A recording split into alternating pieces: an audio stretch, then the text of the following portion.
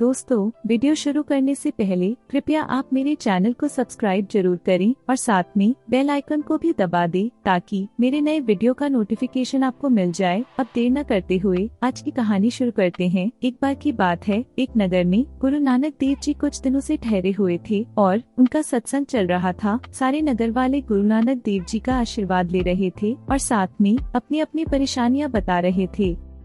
ऐसे ही एक दिन सत्संग चल रहा था कि वहाँ के नगर का राजा आया और उसने आकर गुरुजी से प्रणाम किया, आशीर्वाद लिया और बताया, गुरुजी, मैं बहुत बड़ी दुविधा में हूँ, कृपया करके आप मेरी इस दुविधा का निवारण करें।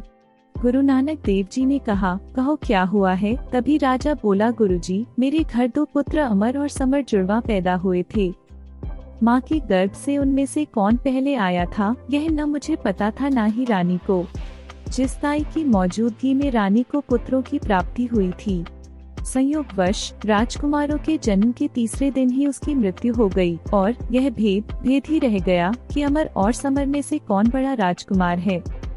अब मैं बहुत वृद्ध हो गया हूँ कि दोनों में से किसी एक को राज सिंहासन सौंपकर रानी सहित तीर्थाटन के लिए निकल जाएं। दोनों राजकुमारों में आपस में बहुत प्यार है, इसलिए दोनों ही ये चाहते हैं कि राजा दूसरा भाई बन जाए। लेकिन मैं तो राजा हूँ, राजा को तो किसी एक के पक्ष में निर्णय करना पड़ेगा और मैं समझ नहीं पा रहा हूँ किसे राजा बनाऊं, क्योंकि दोनों ही राजकुमार समान रूप से गुणी है, एक समान दुर्जय योद्धा है। तलवारबाजी, भाला फेंकने, तीर चलाने में कौन ज्यादा निपुण है यह कहना मुश्किल है। मैं दोनों में से किसी भी पुत्र के साथ अन्याय नहीं करना चाहता, लेकिन यह भी नहीं चाहता कि अधिक योग्य पुत्र राज्य से वंचित हो जाए। अब आप ही बताएं गुरुजी, मैं किस पुत्र का राज्याभिषेक करूं? इसलिए मैं आपके पास आया हूँ क्योंकि आप तो महाज्ञानी है। कृपया आप ही बताएं मैं क्या करूँ? यह सारी बातें गुरु नानक देव जी बड़े ध्यान से सुन रहे थे। उन्होंने बोला, अपने पुत्रों को यहाँ पर 3 दिन रहने के लिए भेज दो। राजा को यह बात समझ में नहीं आई, किंतु वह जानते थे कि गुरु नानक देव जी बहुत ज्ञानी है, इसमें कुछ न कुछ होगा। इसलिए बिना संकोच के उन्होंने गुरु नानक देव जी से कहा, ठीक है। अगले दिन वह दोनों राजकुमार गुरु नानक देव जी के पास आते हैं और वहाँ गुरु नानक देव जी की आज्ञा अनुसार कार्य करते हैं। 3 दिन के बाद गुरु नानक देव जी उनको उपहार देकर वापस महल में भेज देते हैं। तत्पश्चात वहाँ पर राजा आता है और गुरुजी से कहता है, गुरुजी, मुझे कुछ समझ में नहीं आया, आपने उन दोनों को ही उपहार दिए हैं, इसका मतलब दोनों ही राजा बनने के लायक है। मेरे इस दुविधा का अभी तक कोई हल नहीं निकला, अब मैं क्या करूँ? तभी गुरु नानक देव जी मुस्कुराते हैं और कहते हैं, राजा तुम चिंता मत करो, इसका उत्तर आज आपको अवश्य मिलेगा। किसी भी इंसान को राजा बनने के लिए कम से कम ये 3 योग्यताएं होनी बहुत जरूरी है। पहली योग्यता है हर अवस्था में रह सके। जब तुम्हारे दोनों पुत्र यहाँ आए, दोनों पुत्रों को अलग अलग कमरे में ठहराया गया। राजकुमार अमर जब अपने कमरे में गया और देखा कमरे में कोई खिड़की नहीं है और उसका बिस्तर एक दीवार के साथ जमीन पर लगा है और खाने में फल है, तब अमर शिष्य से नम्रता पूर्वक होकर कहता है, अगर आपको कष्ट न हो तो एक सुराही में स्वच्छ जल, एक गिलास और हाथ से हवा झलने वाला एक पंखा ला दीजिए। जबकि तुम्हारा दूसरा पुत्र राजकुमार समर वही कमरा और खाना देखकर आग बबूला हो जाता है और शिष्य से कहता है, क्या तुम्हारा दिमाग खराब है? मैं इस जगह पर सोऊंगा और मैं यह खाऊंगा? मैं राजा का पुत्र हूँ। शोर सुनकर अमर भी बाहर आ जाता है और वह अपने भाई को समझाता है कि कुछ दिनों की बात है। यह सुनकर समर शांत हो जाता है। यह सब कहकर गुरु नानक देव जी बोलते हैं, राजा बनने की दूसरी योग्यता होती है अपनी प्रजा का कितना ख्याल रखते हैं, क्योंकि प्रजा से ही राजा होता है।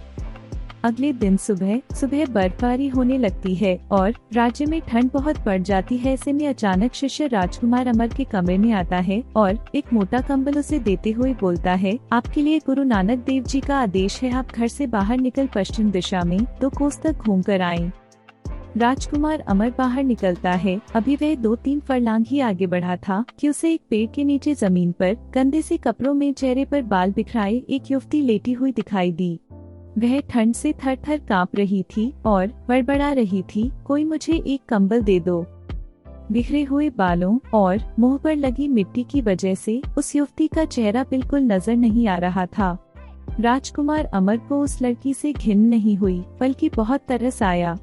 उसने बहुत ठंड के बावजूद अपना कंबल उतारकर उस युवती के बदन पर ढक दिया और बोला, अभी तुम इससे काम चलाओ। दिन में तुम राजा के दरबार में पहुंचना और महाराज से मदद मांगना। उनसे कहना तुम्हें राजकुमार अमर ने भेजा है। और वही राजकुमार समर। पहले तो वह शिष्य पर गुस्सा करता है और चला जाता है। उसको वही युवती मिलती है। वह उस युवती को ठोकर मारकर और गिराते हुए कहता है, ठंड में मरने के लिए यहाँ क्यों पड़ी है, कहीं और जाकर मर। और फिर आगे बढ़ जाता है। राजा सब ध्यान से सुन रहा होता है। तभी राजा बोलता है, गुरुजी, तीसरी योग्यता क्या है? गुरु नानक देव जी बोलते हैं, तीसरी योग्यता है जरूरत पड़ने पर किसी भी कार्य को निपुणता से कर सकता है। इसके लिए दोनों को अपने साथ मैदान में ले गए, जहाँ एक नीम का पेड़ था। उससे 200 गज की दूरी पर एक पीपल का पेड़ था। नीम के पेड़ के नीचे थोड़ी मात्रा में मकान बनाने की सामग्री पड़ी थी। रेता भी था, रोड़ी भी थी, बजरी भी थी और 100 से अधिक ईंटें भी थीं। वहाँ एक फावड़ा और एक तसला भी रखा था। गुरु नानक देव जी ने नीम के पेड़ के नीचे रखे सामान की तरफ संकेत करते हुए राजकुमार अमर और राजकुमार समर से कहते हैं, ये सारा सामान तुम्हें उस पीपल के पेड़ के नीचे तक पहुँचाना है। पहले राजकुमार समर को बुलाया गया। राजकुमार समर का मन तो नहीं था, पर अनमने मन से वह यह काम करने लगता है।